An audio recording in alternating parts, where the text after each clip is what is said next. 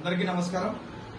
స్థానిక దేవస్థాన ఉద్యోగుల బదిలీ విషయంలో స్థానిక ఎమ్మెల్యే గారు అసెంబ్లీలో మాట్లాడిన మాటల విషయంపైన మొన్న బీజేపీ ఆధ్వర్యంలో నిరసన ర్యాలీ నిర్వహించి ధర్నా చేయడం జరిగింది.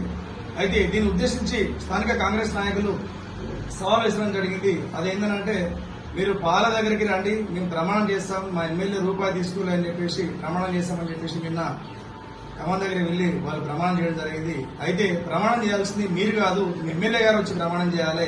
ఎందుకంటే ఆరోపణలు ఉన్నాయి తనపైన, కాబట్టి తను నిరూపించుకోవాలి తప్పితే మీరు చేసే ప్రమాణాలు మాత్రం ఏమాత్రం కూడా విలువ ఉండదు. అంతేకాకుండా గతంలో బండి సంజయ్ గారిని ఆరోపణలు వచ్చినప్పుడు తను స్వయంగా యాదగిరి దేవస్థానానికి వచ్చి ప్రమాణం చేసిన సంగతి మీరు గుర్తుంచుకోవాలి.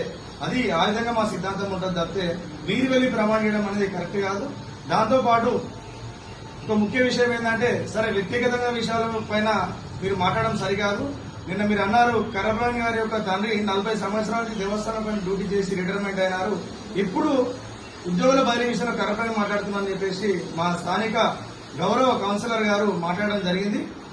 అయితే అమ్మ మీకు చెప్పేది ఒకటి ఏంటంటే, మా నాన్నగారు ఒక 4th class employee, sweeper, endowment act చదవండి మీరు ఒకసారి. 4th క్లాస్ వాళ్ళకన్నది ట్రాన్స్ఫర్లు అనేవి ఉండవు.